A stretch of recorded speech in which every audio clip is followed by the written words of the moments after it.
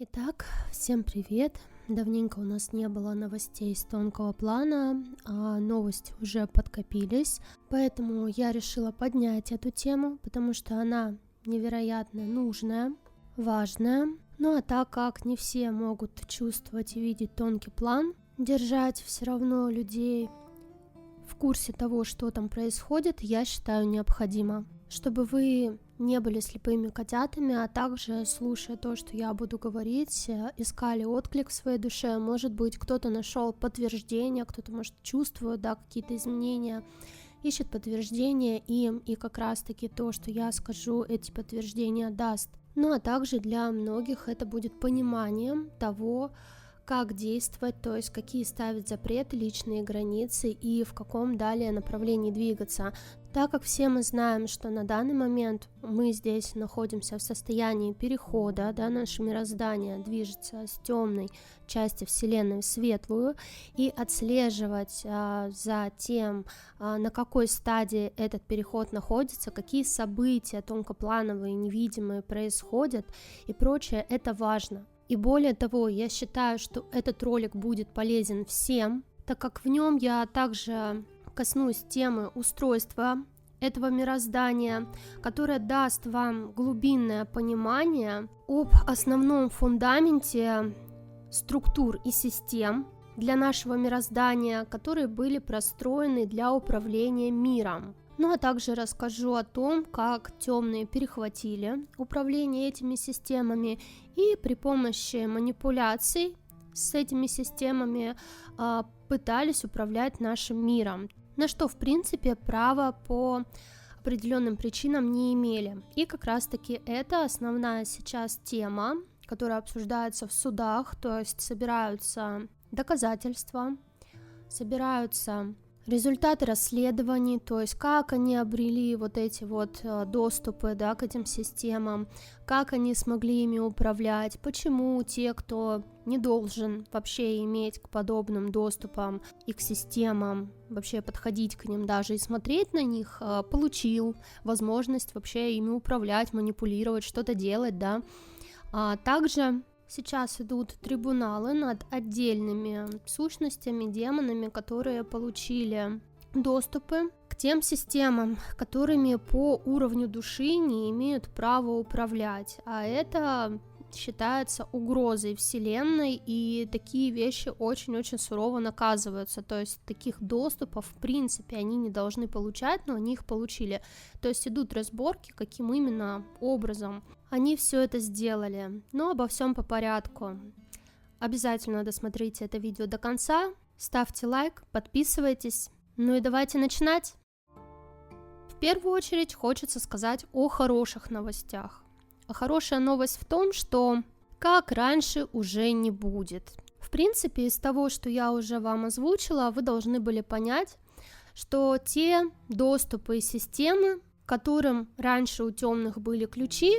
их уже нет. То есть многие доступы, которые были даны здесь им, были заморожены. Пока что, да, именно такое слово «замороженные», как бы поставленное на паузу, да, я бы не сказала, что они совсем изъяты, потому что, по сути, они были косвенные и были получены от одного предателя. Про него я очень много рассказывала, я говорила на канале, можете посмотреть, эти ролики есть, допустим, такой ролик про Люцифера, кто он, что он и зачем он.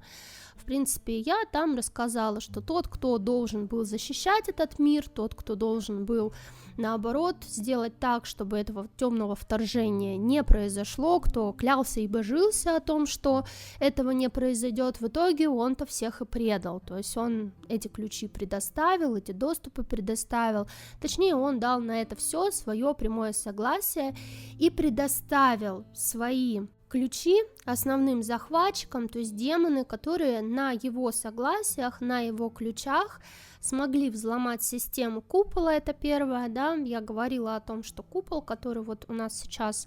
это наш же старый купол, но который настроили против нас, то есть он работал сначала для защиты нас от внешнего вот этого вторжения, а потом они взяли, перепрошили нашу же систему защиты и сделали нам крышку просто, да, как захлопнули нас тут. вот как в кастрюле. Вот он дал свои ключи для того, чтобы, во-первых, вот этот купол пробить защитный, во-вторых, он же предоставил доступы, свои разрешения для того, чтобы было вторжение через стихийные порталы. Если вы помните, ранее я говорила, что когда я сдавала отчеты вот свои, я там упоминала о том, что стихийные порталы почему-то были созданы таким образом, что через них можно было спокойно проходить.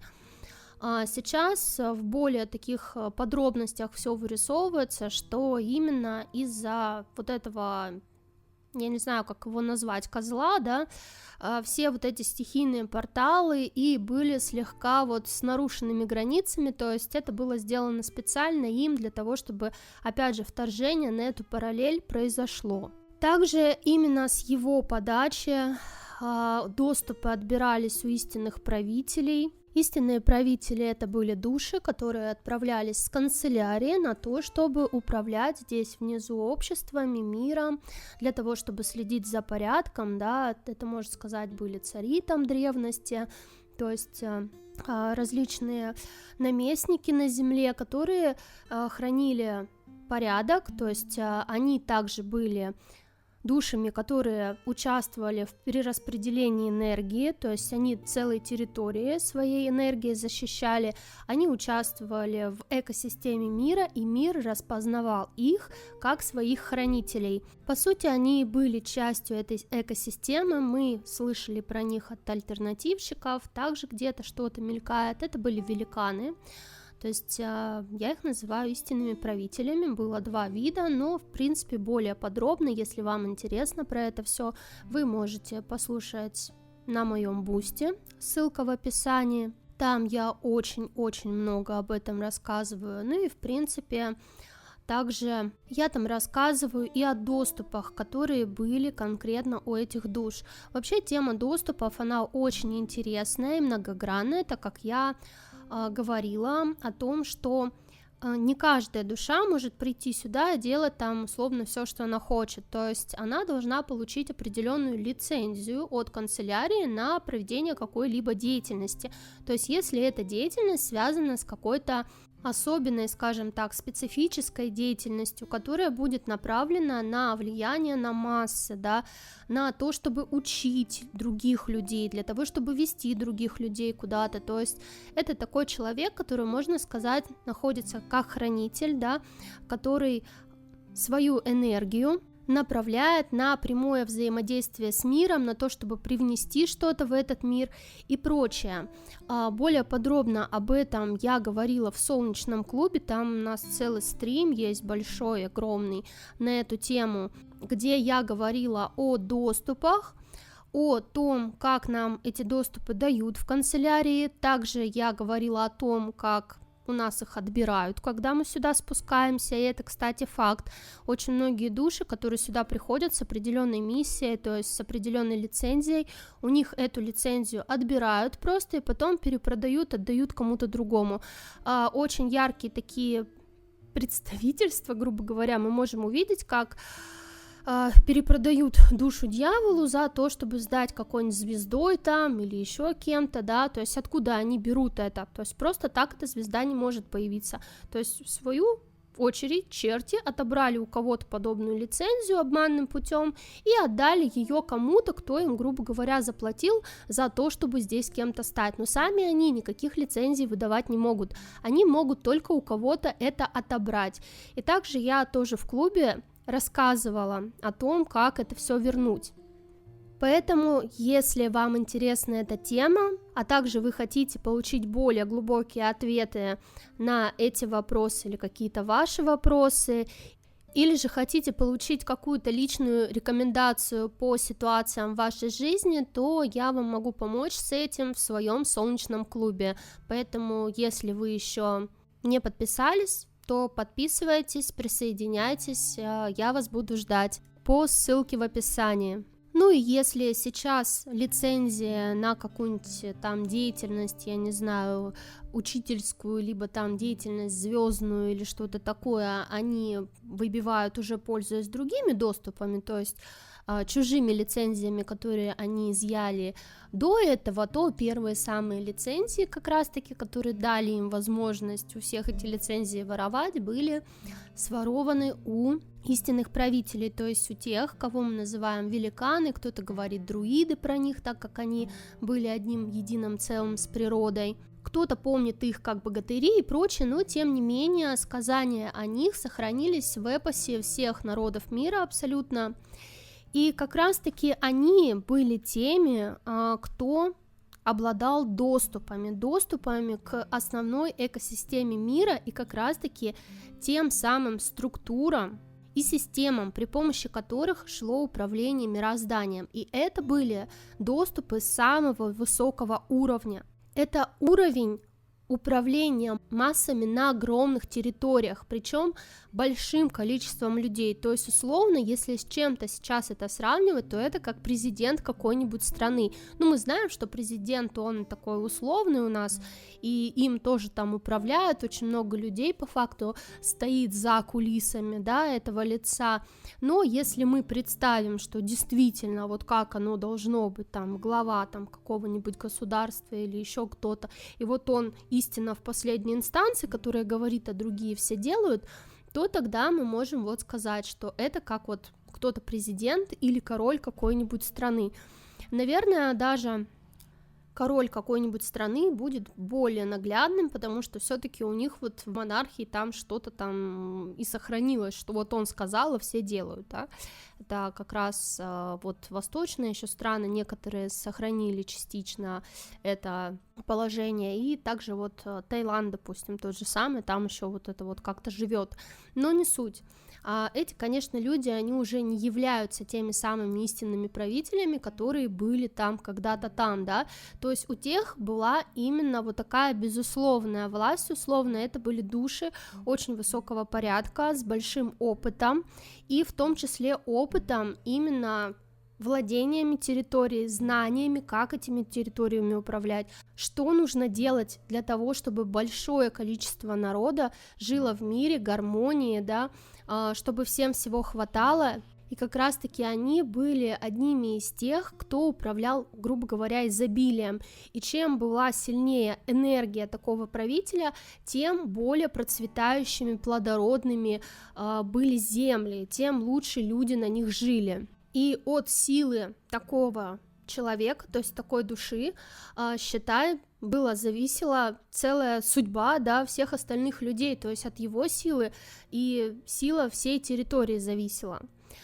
Так вот, именно вот у них начались первые вот эти отборы доступов, то есть когда пришли сюда черно-магичные вот эти существа.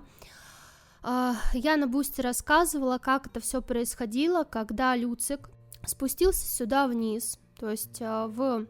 воплощение,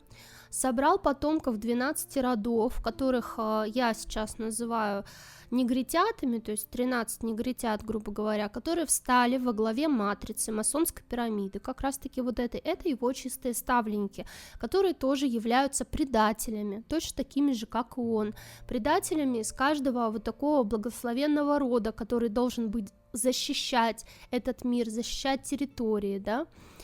Вот, из потомков истинных правителей нашлись предатели, у которых через геном можно было вот эти доступы получить. И был черномагичный маг, который пришел как раз вот от демонов, который под эгидой Люцика, под доступами Люцика и прочее, просто перевешивал доступы, то есть отбирал лицензии у тех, кому дали, и отдавал как раз-таки вот этим предателям. То есть у них это все было сделано на разрешениях. То есть, ну что, он здесь относится к хранителям этого мира, причем к самым большим верхушкам, да, то есть это вот условно, ну не президент, но зам, допустим, премьер-министр, да, то есть Люцик занимал достаточно очень высокий пост. И именно это не давало, по сути, лишить всех вот их разом вот этих доступов, потому что, по сути, ну, система, скажем так, в лице одного козла дала доступ, и, ну, в принципе, вы сами им все дали, да, вот ваш, который все им дал, и, по сути, да, его можно было наказать, еще что-то, но отобрать доступ не так-то и просто, потому что, по сути, когда ты сам взял, переписал свою квартиру на кого-то, а потом пришли твои родственники и начали говорить о том, что как это так, он там переписал квартиру, да, а как же там все остальные против, он говорит, ну как, ну он же сам это сделал. То есть здесь примерно то же самое, он взял и сам это сделал, и доказать о том, что вот этот захват был именно с злонамеренной целью, условно, да, что он был, ну, скажем так, нелегитимный, что как-то там не то чтобы забрать, а аннулировать это все достаточно было сложно, потому что вот эти вот бюрократические дрязги, назовем их так, потому что закон, он един для всех, для всей вселенной, и он един как для темных, так и для светлых. Переплюнуть закон и сказать, а вот мы просто решили, что вот это, ну, так вот оно некрасиво как-то выглядит, и мы решили вот сделать вот так оно не работает. Поэтому нужны были веские аргументы и доказательства того, что доступ к этому миру и управление этим миром было нелегитимно получено, то есть обманным, преступным путем получено, а не путем вот такой вот добровольной передачи прав, условно, да, пускай и он и решил за всех, но тем не менее там, грубо говоря, эта передача была прав добровольной. И вот тут уже удалось все-таки доказать то, что это было так. Не скажу, что это было легко, не скажу, что это было просто, потому что сказать, а вот смотрите, вот он там украл сумочку, это легко, но в суде это нужно доказать, то есть еще, что он это сделал.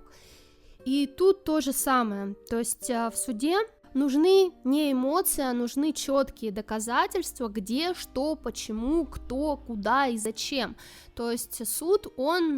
не признает эмоции и то, что меня там обидели или еще что-то. Есть законы, и законы эти, вот если нарушены, то значит нарушены, не нарушены, ну значит не нарушены. И в нашем случае заморозка многих прав, да, и заморозка вот этих доступов, вот этих гадов, многих гадов, не всех, была осуществлена при помощи того, что сам Люцик находился под манипуляциями. Более того, было доказано, что Люцик является душой очень высокого порядка.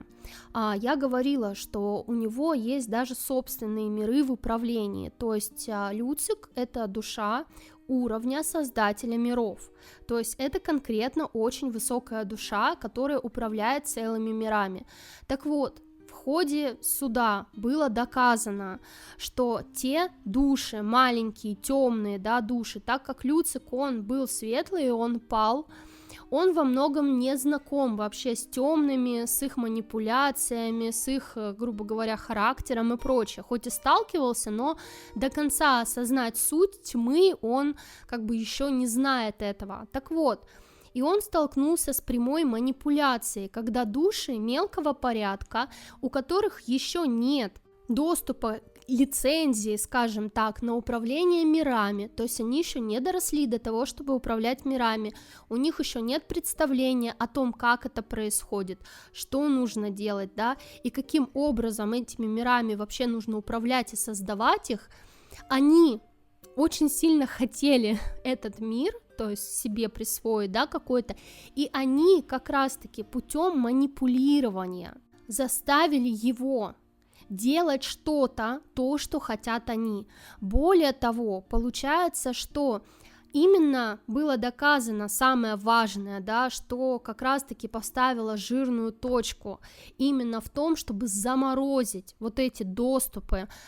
всем, практически всем, еще это важное уточнение, гадам, да, которые пользовались его доступами здесь. Это то, что сам он не понимал и не осознавал реальности, то есть он не понимал практически, что он делает. Его вели в манипуляции от момента передачи ключей, то есть, во-первых, его науськали вообще эти ключи передать. Это не было его выбором как таковым, то есть, точнее, он это выбрал, но он это выбрал путем манипуляции, как, в принципе, все здесь, я очень много об этом говорю, что мы говорим, я это не выбрал, я это не выбирал, я этого там не делал, да, и так далее, а потом начинаешь выяснять, и получается, что тебя вот таким вот обманным путем здесь, там, сям, ты такой, да, совсем согласился, то есть вот эти косвенные соглашения, именно на этом и было построено все, что случилось с ним, то есть путем манипуляций его злонамеренно настроили на передачу прав, да, вот этих вот, на то, чтобы разрешить этим темным здесь ходить, на то, чтобы все это свершилось. И что самое главное, было доказано, что темные знали прекрасно о том, что они нарушают закон, и более того, они шли на то, чтобы нарушать закон, и они специально ввели его в эту манипуляцию для того, чтобы сделать его ручным, таким вот марионеточным создателем, через которого косвенно можно управлять его мирами. То есть сам я лицензии не имею, у меня нет, да, ничего. Вот, для того, чтобы мне управлять мирами, а мирами мне управлять очень хочется, а лицензию мне не дают, потому что я еще маленький мальчик, и у меня нет лицензии на ношение оружия и гранатомета, да, использование гранатомета, но вот пострелять очень сильно хочется, поэтому я использую кого-то там, у кого такая лицензия есть, для того, чтобы добраться до его оружия и его руками, грубо говоря, пострелять по уткам. И вот тут как раз-таки их и прижали, потому что это является одним из самых глобальных нарушений во Вселенной, потому что это, то есть когда человек, да, душа, у которой нет определенного вида развития, да, для того, чтобы чем-то управлять, получает такое управление, это ставит под угрозу само существование Вселенной, потому что ребенок со спичками может доиграться до полного уничтожения здания.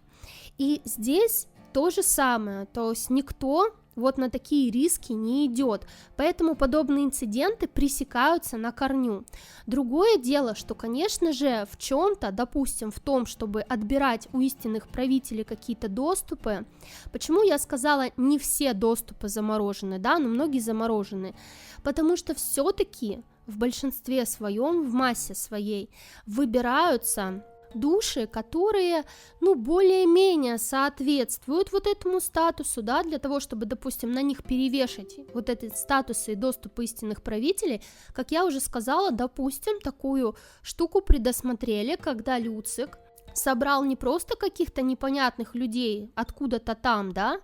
а он собрал именно предателей из веток истинных правителей, то есть, по сути, это души, которые соответствуют статусам, своему уровню развития как раз-таки к истинным правителям, и на них эти доступы переключил.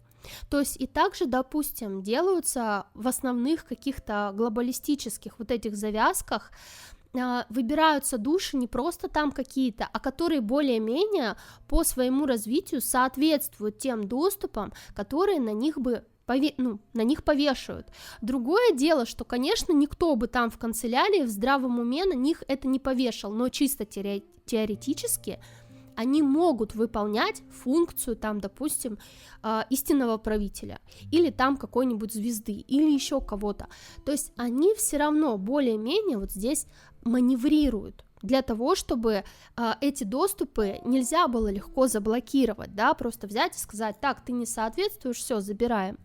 Но даже это их не спасло, в чем? Потому что основная масса доступов, которая была здесь получена именно через разрешение Люцика, она просто стоит на стопе. Но, ребята, это не значит, что мы можем с вами, к сожалению, не значит, что мы можем с вами вот так вот сесть и расслабиться. Потому что все-таки важно понимать, что многие из этих людей, которые такие доступы получили, они хоть сейчас и находятся немного в нелегитимном положении, да, но власть они уже узурпировали как таковую, то есть многие из них продолжают находиться на постах, типа там Швабры вот этой, да, со своим форумом и прочих. Они сидят на своих местах, они сидят очень четко на своем стуле, и да, сейчас им уже двери на выход сказали, все, но они тянут резину, они тянут время, потому что у них за счет вот этой вот временной петли, про которую я, кстати, тоже, если кому-то интересно, рассказывала на канале, есть про временную петлю и вот этот временной парадокс, который они здесь сделали, кстати, на люциковских же доступах, вот, и эта петля дает им возможность здесь еще держаться, то есть не умирать, не уходить, хотя у них уже все, они уже должны давно вернуться, то есть в ту же самую канцелярию где-то, но они держатся здесь, держатся за вот эти доступы, держатся за вот эти вот кресла, которые они везде позанимали, и, конечно, сейчас потихоньку, как я понимаю, они будут уже вылетать, начинать оттуда, я надеюсь, что мы в ближайшее время начнем это видеть, все-таки не стоит забывать про временные парадоксы, так как это не значит, что если что-то там произошло в пространстве вне времени, то сейчас оно прям на следующий день так бах и все, то есть у нас может пройти какое-то определенное количество времени для того, чтобы все это реализовалось именно в каркасах нашей конкретной реальности. Ну и также, что каждый из нас может сделать сейчас в связи с всем вышеперечисленным. Я от себя могу сказать, что мы можем тоже заявить, что мы против того, чтобы вот эти люди на чужих доступах, которые здесь сидят, которые подбирали доступы у тех, у кого эти доступы реально давала канцелярия, чтобы они нами управляли. То есть нам нужно конкретно начать отвергать этих людей, говорить, что они не имеют права из-за украденной вот этой корочки, да, представляться там кем-то. То есть если ты там украл корочку, не знаю, там у милиционера, это еще не значит, что ты представитель милиции, да, или если ты украл там корочку у судьи, это еще не делает тебя судьей, то есть ты просто вор, и нам нужно на тонкий план, да, намерение свое, это наше все, выталкивать, проталкивать вот этот момент и просто от всей души, да, кричать, что мы против того, чтобы те, у кого именно вот эти доступы не от канцелярии, вообще нами управляли. Почему это важно? Потому что если мы не будем это проговаривать, если мы не начнем отвергать их, то они могут сказать, что а мы без доступов тут прекрасно, смотрите, люди за нас, люди нас любят, люди все хотят, чтобы мы ими дальше управляли, а кто будет управлять, да, если не мы, вот, ну да, ну забрали вы доступ, а кто, мы же тут в креслах уже сидим и прочее, то есть они могут опять же начать говорить о том, что люди хотят сами, да, мы вот это вот знаем, вот это манипулирование, при помощи которого они как бы всех людей превратили в такое стадо баранов, которые там соглашаются на все, чтобы им там не давали, да, как говорится, ешь все, что дают, да, и вот они все едят, все, что им дают, и поэтому, чтобы не было такого, чтобы они уже, пользуясь тем, что люди хотят, да, вот чтобы мы были здесь, за это цеплялись, нам нужно начать намерение вот это прокидывать, и также о том, что люди не понимают многие, кто ими управляет, то есть все это намерением обличать, а также не забывать о личных границах, потому что это очень и очень сильно важно, так как я думаю, что, естественно, та самая, знаете, бешеная собака, в нашем случае бешеные демоны, которых уже начинают зажимать в угол, они будут скалиться, рычать, фыркать, да, и пытаться кусаться до последнего, то есть они не захотят отсюда уходить, и они будут впадать вот в эту неадекватность, поэтому, возможно, будут и какие-то повышенные сейчас атаки, допустим, на тонком плане, которые идут уже начиная вот с этой неадекватной абсолютно олимпиады, то есть как вот эти атаки начались, многие сейчас отмечают то, что сны просто какие-то выносящие мозг, даже уже спящие люди пишут на форумах, везде общаются, что невозможно смотреть сны, это просто что-то ужаснейшее, то есть просто на ровном месте начинает что-то такое сниться. И, конечно же, нам нужно это все выстоять, нам нужно тщательно проставлять личные границы, следить за собой, следить за чистотой своего пространства, за чистотой информационного поля своего, ну и выстраивать, конечно же, все самому, то есть мы сами творцы собственной реальности, не забывать про это. Ну а я вас всех люблю и буду рада видеть на других моих ресурсах, в Телеграме, также я сейчас буду дублировать все ролики с Ютуба в Рутуб, а также в Яндекс.Дзен. Более подробно о всех моих площадках вы можете узнать у меня на сайте Солнечная.ру, ссылка будет в описании. Ну а я вас всех обнимаю, еще раз скажу, что сильно-сильно люблю. Ваша Надежда Солнечная. До скорых встреч!